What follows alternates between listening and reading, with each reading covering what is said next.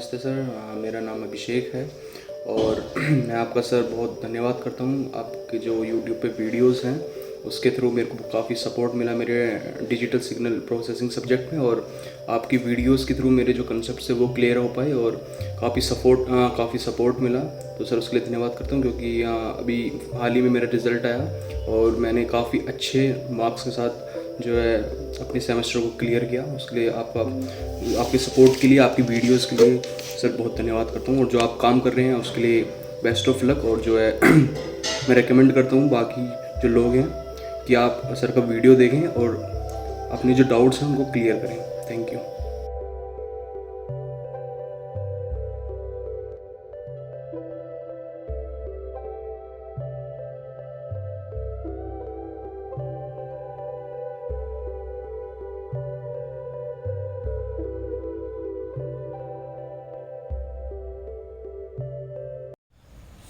Hello friend, welcome to Naresh channel.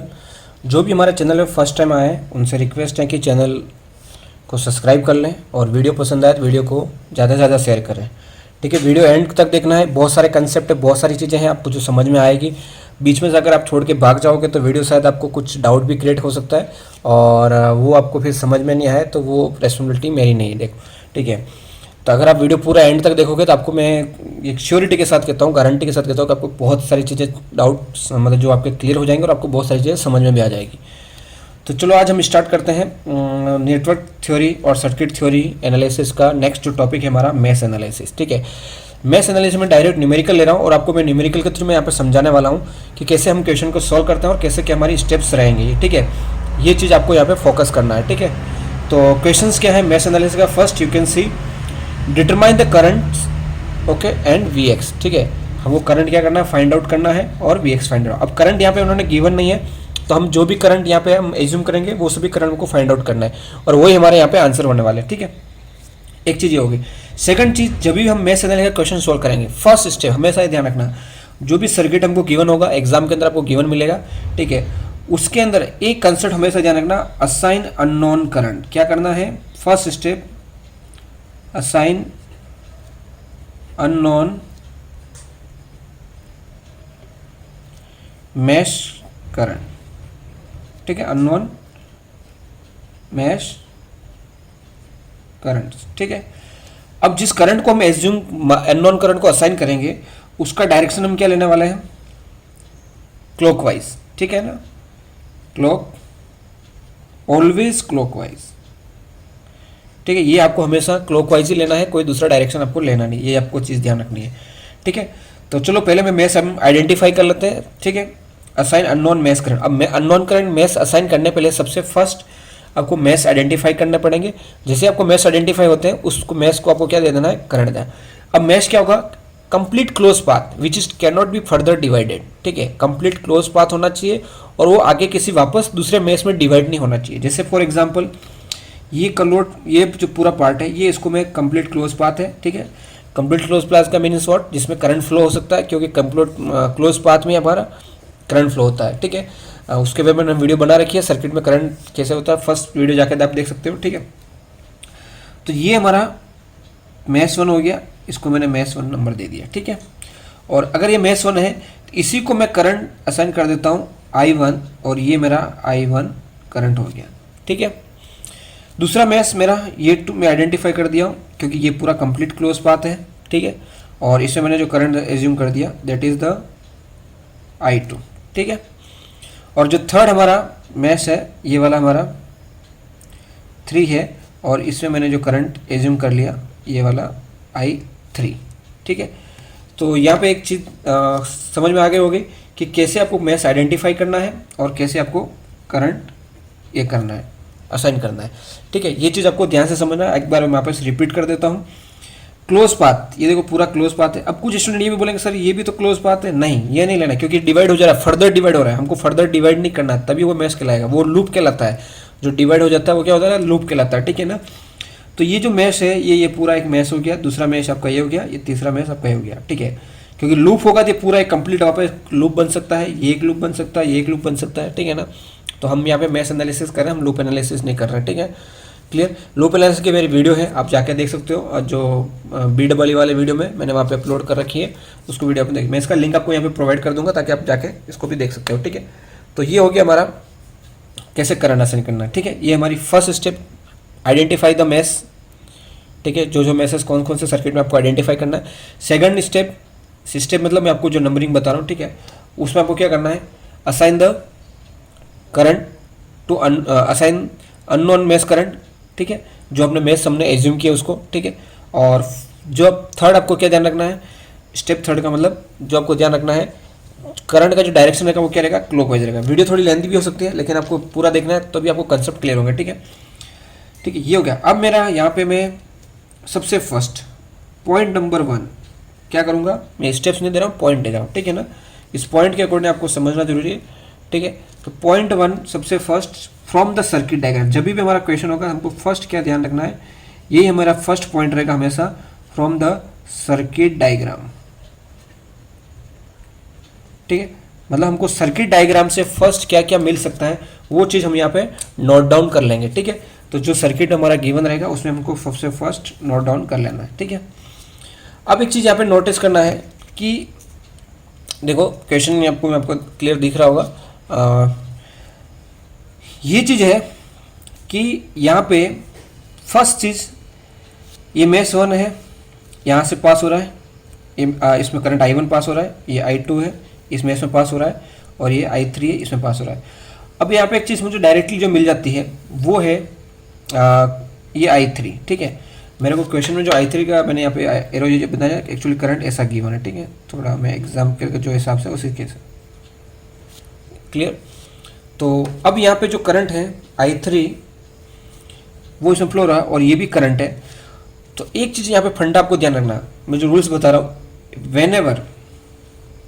whenever any current which are present in the outside branch, whenever any current which are present in outside branch, that current can be calculated directly, that current can be calculated directly from the circuit, ठीक है।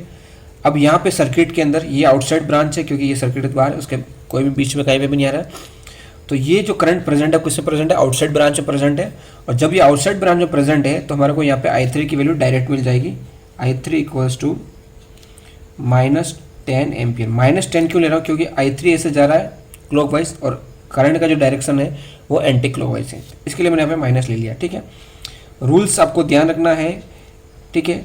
Outside में कोई भी current present है, outside current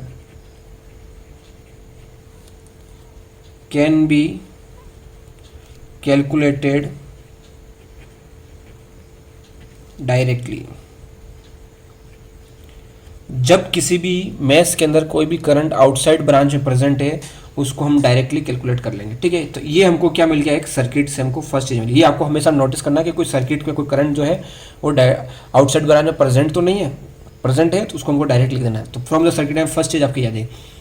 उसके बाद यहाँ पे हमारे को क्या देखना है, Vx, क्योंकि हमको यहाँ पे Vx पूछा है, ठीक है। एक तो करंट पूछा मैंने आपको बताया, दूसरा हमारा क्या पूछा है, Vx पूछा है, ठीक है। ये हमारा करंट और हमको V, तो Vx दिया, करंट हमको जो हमने अब I1 I2 और I3 निकालने होंगे, क्योंकि यहाँ पे कोई उन्होंने मेंशन नहीं किया है, ठीक है। तो I1 I2 I3 निकालेंगे और Vx यहाँ पे इनका गिवन है इसी जगह। अब हमको Vx इसके अक्रॉस फाइंड आउट करना है 6 ओम के अक्रॉस, ठीक है ना। तो यहाँ पे मैं सेकंड जो मैं एक स्टेप लिखूंगा Vx इक्वल्स टू, ठीक है। अब Vx का इक्वेशन में कैसे लिख सकता हूँ, एक चीज़ आपको ध्यान रखनी है कि यहाँ पे साइन प्लस है, यहाँ पे माइनस है, ठीक है ना। तो अब यहाँ पे साइन प्लस है, यहाँ पे माइनस है, तो अब मैं क्या करूँगा, यहाँ पे 2 करंट फ्लो हो रहे हैं 6 ओम के रेजिस्टेंस में।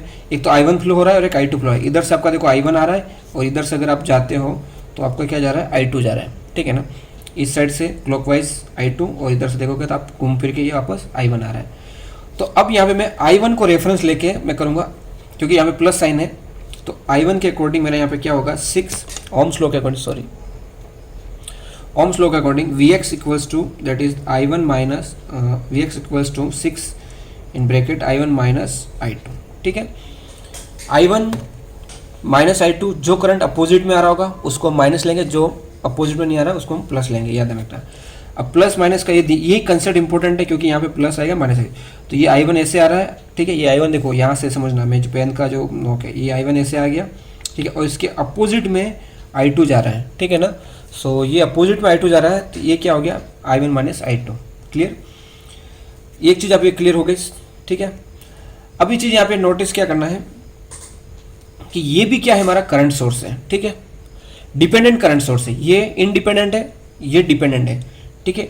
अब ये भी आउटसाइड ब्रांच में प्रेजेंट है, तो मैंने क्या बोला, outside current can be calculated directly, ठीक है। तो अब ये करंट हम डायरेक्ट निकालेंगे, कैसे निकलेगा, देखो यहाँ पे 10 तुमको डायरेक्ट मिल गया क्योंकि करंट I3 की वैल्यू हमको डायरेक्ट मिल गई। अब इसको हम कैलकुलेट कर लेते हैं, तो Vx, ठीक है, Vx इक्वल्स टू क्या हो जाएगा, I2 हो जाएगा, क्योंकि ये भी करंट है और ये भी करंट है, बट ये क्या है, डिपेंडेंट करंट है। तो यहाँ पे I2 इक्वल्स टू क्या हो गया, यहाँ पे Vx अपॉन 2, ठीक है, ये क्या हो गया I2 upon I2 equals to Vx upon I2, ठीक है। तो Vx की वैल्यू हमने क्या निकाली यहाँ पे 6, तो इसको मैं यहाँ पे पुट करता हूँ 6 I1 माइनस I2, और ये मेरा हो जाएगा 3 I1 minus I2। Clear, 3 I1 minus I2, ये मेरा I1 हो गया। तो अब इस इक्वेशन को मैं मॉडिफाई कर लेता हूँ थोड़ा सा, ये मेरा I2 है, ये 3 इसके साथ मल्टीप्लाई होगा 3 I1 और माइनस 3 I2। क्लियर, सो इस I2 को मैं इस साइड शिफ्ट कर लूँगा, ठीक है। अब मैं इक्वेशन को इधर सोल्व करूँगा, यहाँ पे पेज को हम यूटिलाइज करेंगे। क्लियर, सो तो यहाँ पे मेरा क्या हो जाएगा, ये देखो ये वाला ध्यान से देखना, इस I2 को मैं इस साइड शिफ्ट कर रहा हूँ, तो यहाँ पे कितने क्या बचेगा 0, ठीक है, और इधर क्या हो जाएगा, ठीक है, देखना यहाँ पे 0 equals to 3 I1 minus 3 I2, और वो I2 क्या था, प्लस था, तो इधर आके क्या बन जाता है माइनस, ठीक है। तो ये हमारी इक्वेशन क्या हो गई यहाँ पे, जो हो गई 0 equals to 3 I1 minus 4 I2। Clear, और इसको हम इक्वेशन नंबर दे देंगे 3 I1 minus 4 I2 equals to 0, और ये हमारी यहाँ कहलाएगी इक्वेशन नंबर 1, ठीक है। ये हमारा इक्वेशन नंबर 1 हो गया। नेक्स्ट, अब हम जाएंगे पॉइंट नंबर 2, जो हमारे स्टेप नंबर 2 बोल सकते हैं हम इसको। अब देखो, सबसे फर्स्ट I3 हमको मिल गया 10 एम्पियर, I2 का इधर का हमारा, इसमें हमको मैश एनालिसिस, क्योंकि हमको यहाँ पे केवीएल अप्लाई नहीं करना पड़ेगा क्योंकि हमने ये ऑलरेडी कैलकुलेट कर चुके हैं, क्योंकि ये भी आउटसाइड ब्रांच था, तो इसको जिस एक और चीज़ ध्यान रखो, जो बता रहा हूँ ध्यान से सुनना, जिस ब्रांच में करंट आउटसाइड प्रेजेंट है उस ब्रांच में हमको केवीएल अप्लाई करने की जरूरत नहीं है, ठीक है ना। केवीएल कभी भी हम आउटसाइड ब्रांच में जहाँ पे करंट प्रेजेंट है, करंट सोर्स प्रेजेंट है, ठीक है ना, उसमें हम कभी भी केवीएल अप्लाई नहीं करेंगे क्योंकि वहाँ का करंट हमको डायरेक्टली मिल जाएगा। अब यहाँ पे हमको इक्वेशन मिली है, तो इसको हम सोल्व करेंगे, हमको I1 और I2 निकालना, I3 हमारा मिल गया माइनस 10 एम्पियर। अब हमारे पास सिर्फ एक ही मेश बचा है जिसमें हमको क्या करना है, केवीएल अप्लाई करना है। तो step number 2, apply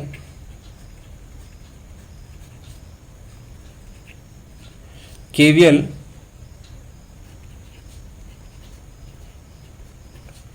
to mesh 2। Clear, KVL sorry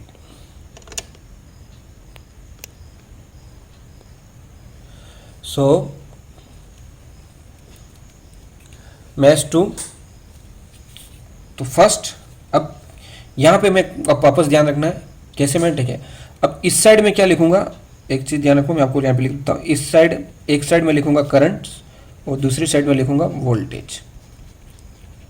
अब मैं क्या लिखने वाला हूँ, डायरेक्ट लिखने वाला हूँ, वोल्टेज वाले इस साइड आएंगे, करंट वाले सब इधर आएंगे, ठीक है। तो यहाँ पे करंट किसके थ्रू पास हो रहा है, 2 ओम के रेजिस्टेंस के थ्रू पास हो रहा है, ठीक है, 6 ओम के थ्रू पास हो रहा है।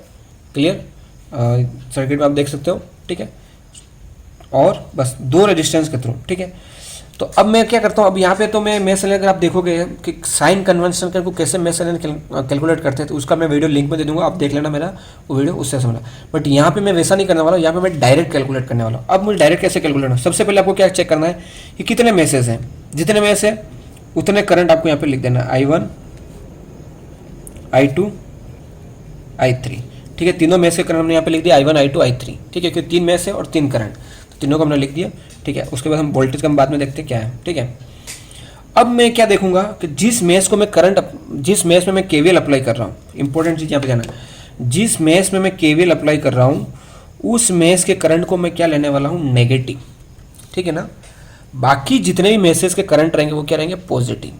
अगेन रिपीट, जिस मेश में मैं केवीएल अप्लाई कर रहा हूँ उस मेश का करंट क्या रहेगा, नेगेटिव, और बाकी रिमेनिंग जो मेसेज है उनके जो करंट रहेंगे पॉजिटिव। अब मैं यहाँ पे किसको केवीएल अप्लाई किया, मेश सॉरी 1 लिख दिया मैंने, 1 है, ठीक है, ये 1, तो मेश 1 है, तो मेश 1 का करंट क्या रहेगा यहाँ पे, नेगेटिव, ठीक है, बाकी सभी क्या रहेंगे, पॉजिटिव, ठीक है। अब ये थोड़ा स्पेस देके आपको लिखना है ताकि हमको क्या मैग्नीट्यूड भी लिखना है इनका। अब I1 किससे थ्रू पास हो रहा है, 2 ओम के थ्रू पास हो रहा है, और किसके थ्रू पास हो रहा है, 6 है, तो 2 + 6 8 हो गया। तो अब यहाँ पे देखो मैं इसके लिए बोला था स्पेस रखना, तो 8 हो गया यहाँ पे। अब इस मेश के कौन से रेजिस्टेंस से I2 पास हो रहा है, इस मेश के कौन से रेजिस्टेंस से I2 पास हो रहा है, ये रेजिस्टेंस 6 ओम है और इसके थ्रू I2 पास हो रहा है। देखो ये मेश जो 6 ओम है ये इस मेश 1 का भी कॉमन है और मेश 2 का भी कॉमन है, तो दैट मीन्स I2 इससे पास हो रहा है, तो यहाँ पे क्या आ जाएगा, 6 आ जाएगा, ठीक है। उसके बाद I3 और मेश 1 के साथ कहाँ पे लिंक हो रहा है, 2 ओम के थ्रू हो रहा है, क्योंकि 2 ओम I1 2 ओम से भी पास हो रहा है और I3 2 ओम से भी, दैट मीन्स ये जो 2 ओम है ये I3 से पास है जो मेश के साथ 1 के साथ कनेक्टेड है, मेश 1 के साथ कनेक्टेड है, तो यहाँ पे आ गया 2, ठीक है। अब मैं ऐसे आऊँगा, सीधा ऐसे घूमूंगा, ठीक है, आपको देखना। अब मुझे इधर क्या लिखना है, वोल्टेज, तो यहाँ पे वोल्टेज क्या है, 20 वोल्ट। अब ये Vx साइन है, यहाँ पे वोल्टेज नहीं, ध्यान रखना, ठीक है ना।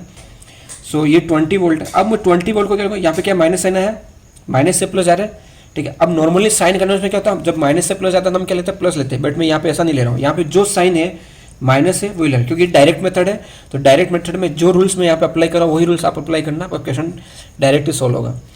तो ये सीधा मैं ऐसे जाऊँगा, ठीक है, यहाँ पे मुझे क्या दिखा, माइनस दिखा, तो मैं माइनस का -20 लिख दिया, ठीक है, ये मेरा हो गया क्वेश्चन, ठीक है। जैसे मैं आ रहा हूँ यहाँ पे क्या माइनस आ गया, तो ये माइनस मैंने लिखा, अगर प्लस दिखता तो मैं यहाँ पे पहले प्लस लिखता, ठीक है, ये ध्यान रखना, अगर पहले प्लस आएगा तो पहले प्लस लिखेंगे, माइनस आएगा तो माइनस लिखेंगे। रूल्स आपको ध्यान रखना है, जिस मेश के करंट में हम जिस मेश को हम केवीएल अप्लाई करें उस मेश का करंट हमारा क्या रहेगा, नेगेटिव रहेगा, बाकी सभी पॉजिटिव रहेंगे, ठीक है। अब यही मेथड कोई आपके कॉलेज के प्रोफेसर अलग अलग वे से आपको बता सकते हैं, मेरा मेथड ये है और ये रेक्यूरेटर राइट है, कोई टेंशन नहीं है, आंसर आप लास्ट में देखना, चेक करना, राइट आएंगे, ठीक है, क्लियर।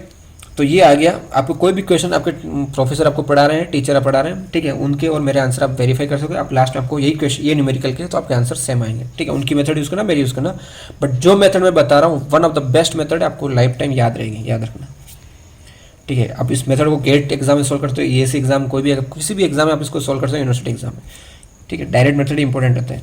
ये आ गया हमारा, ठीक है, तो ये हो गया -8 I1 + 6 I2, और अब 2 I3 की वैल्यू हमने यहाँ पे कैलकुलेट की थी, आपको याद है, I3 = क्या था हमारे पास, -10 एम्पियर। तो इस -10 एम्पियर की वैल्यू को हम यहाँ पे पुट कर देंगे, ठीक है, तो ये क्या हो जाएगा 2 और ये -10, ठीक है, और ये हो गया हमारा I3 की वैल्यू। कौन सी वैल्यू, ये हमने I3 की जो वैल्यू है ये हमारी यहाँ पे हमने पुट की है, याद रखना, ठीक है, और ये हो गया हमारा -20, क्लियर। अब इसको हम सिंप्लीफाई करेंगे तो -8 I1 + 6 I2 -20, क्लियर, और = -20, ठीक है, आए समझ में। अब इस -20 को हम इस साइड शिफ्ट कर लेंगे, किस साइड, राइट हैंड साइड, तो -8 I1 + 6 I2, ये इस साइड जाएगा तो -20 ये हमारा ही, और ये माइनस इधर आएगा तो क्या हो जाएगा +20, और ये माइनस माइनस क्या हो जाएगा, कैंसिल हो जाता है, यहाँ पे क्या हो जाएगा 0। तो ये जो हमारी इक्वेशन बन जाएगी -8 I1 + 6 I2 = 0, और इसको हम नंबर दे देंगे इक्वेशन नंबर 2, क्लियर। ये हमारी इक्वेशन है। अब हम क्या करेंगे, तो थर्ड स्टेप रहेगी हमारी सॉल्विंग इक्वेशन 1 और 2। अब ये इक्वेशन आपको क्या करना है, कैल्सी में सोल्व करना है, और जो आंसर आएगा वो लिखना है। अब कैल्सी में कैसे सोल्व करेंगे, सिंपल से आपको बता देता हूँ, ठीक है। तो एक सेटअप में जाना है और 5th नंबर, ठीक है, उसके बाद फर्स्ट वाला ऑप्शन चेक करना है, क्योंकि हमारे पास यहाँ पे 2 ही अननोन है, I1 और I2, तो हम फर्स्ट ऑप्शन लेंगे। 3 अननोन लेंगे तो सेकंड वाला ऑप्शन लेना। अब यहाँ पे देखो 3 I1 अब आपको ये ध्यान रखना है, जब भी आप ये कैल्शियम वैल्यू पुट करोगे, यहाँ पे I1 फर्स्ट है तो इधर भी I1 फर्स्ट होना चाहिए, यहाँ पे I2 सेकंड है तो यहाँ पे भी I2 सेकंड होना चाहिए, ऑर्डर फिक्स होना चाहिए। ठीक है, ऐसा नहीं हो जाएगा यहाँ पे I2 है फिर यहाँ पे आपका I1 है तो आपका आंसर रॉन्ग आ जाएगा। ठीक है, ये आपका ऑर्डर फिक्स होना चाहिए, यहाँ पे I1 आ रहा है तो पहले भी यहाँ पे I1 आना चाहिए, फिर I2 आ रहा है तो फिर I2। ठीक है, नहीं है उसको ऑर्डर वाइज करो, फिर बाद में कैल्शियम पुट करो। अब यहाँ पे 3 है तो ये I1 का मैग्नीट्यूड कितना 3 है तो मैं 3 यहाँ पुट कर रहा हूँ। ठीक है, फिर इक्वल्स टू, फिर नेक्स्ट मैग्नीट्यूड -4 है तो -4 यहाँ पे पुट करूँगा, ये हो गया। फिर नेक्स्ट क्या 0 है, ये 0 पुट किया, ये हो गया। ठीक है, अब हम आ जाएंगे, देखो ऑटोमेटिक शिफ्ट हो गया। उसके बाद -8 है तो -8 पुट करूँगा मैं यहाँ पे, ये -8 आ गया। उसके बाद 6 है प्लस का तो 6 पुट किया, ये 6 आ गया। और आगे क्या 0 है तो इसको मैं 0 पुट किया और इक्वल्स टू किया। अब ये इक्वल्स पुट होने के बाद इक्वल करना है तो आपको जो x मिलेगा, x क्या होगा आपका I1 होगा, x की जो वैल्यू क्या होगी वो I1 होगा और इसकी वैल्यू क्या आ रही है 0 एम्पियर। नेक्स्ट हम प्रेस करेंगे y, तो ये क्या रहा हमारा y, तो ये जो y है ये हमारा I2 है और उसकी भी वैल्यू हमारे को क्या मिली है 0 एम्पियर। तो यहाँ पे I1 की वैल्यू 0 एम्पियर एंड I2 दोनों की वैल्यू, करंट की वैल्यू क्या आ गई 0 आ गई। देखो वापस इक्वेशन है तो 2 इक्वेशन थे। ठीक है, कैल्शियम मैंने बता दिया और I3 को हमने क्या किया यहाँ पे कैलकुलेट कर ही लिया। ठीक है, तो इसी को मैं यहाँ पे लिख देता हूँ I3 इक्वल्स टू -10 एम्पियर। तो तीनों करंट्स, ठीक है, सो ये हमारे क्या हो गया आंसर हो गया। This is the require, this is required currents. ठीक है, उसके बाद नेक्स्ट क्या पूछा है उसने, Vx पूछा है। ठीक है, तो Vx का हम ये इक्वेशन यूज़ कर लेते हैं जो हमारा यहाँ पे है, ये वाला इक्वेशन, इसी इक्वेशन को मैं यूज़ कर रहा हूँ Vx वाला जो हमने फर्स्ट में निकाला था फ्रॉम द सर्किट डायग्राम। ठीक है, तो यहाँ पे हमारा Vx कहाँ पे आ जाएगा, यहाँ से देखो। ठीक है, तो Vx की वैल्यू क्या हो जाएगी, Vx equals to 6 I1 - I2। ठीक है, अब I1 एंड I2 की वैल्यू पुट कर देंगे जो हमको मिले 0, तो 6 0 - 0, तो 0 - 0 क्या हो जाएगा 0, तो 6 × 0 क्या आ जाएगा 0। तो Vx की वैल्यू क्या आ गई 0। अब 0 क्यों आई, सिंपल सा लॉजिक है, ध्यान रखना है। ठीक है, इनके एम्पियर है, इनके यूनिट क्या होगा वोल्ट होगा, क्योंकि इस 6 ओम में जो रेजिस्टेंस है I1 और I2 दोनों 0 करंट है, दोनों करंट 0 फ्लो रहा है, तो यहाँ पे पोटेंशियल ड्रॉप होने वाले ही नहीं है। ठीक है ना, इसके लिए हमारा क्या वैल्यू है, ये आंसर आ गया। ठीक है, एंड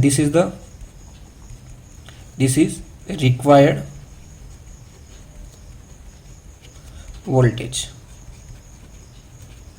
क्लियर, सो ये हमारा क्या हो गया आंसर हो गया। ठीक है, ये हमारा आंसर हो गया और ये भी हमारा क्या हो गया आंसर हो गया। क्लियर, तो मैंने पूरा अच्छे से आपको एक्सप्लेन किया हूँ, थोड़ा लेंदी हो गया वीडियो। ठीक है, बट समझ में आ गया होगा। अगर वीडियो पसंद आया है तो वीडियो को लाइक कीजिए, ज़्यादा से ज़्यादा इसको शेयर कीजिए। Thank you very much. Thank you, Naresh Joshi. Thank you, Naresh Joshi. Thank you, Naresh Joshi.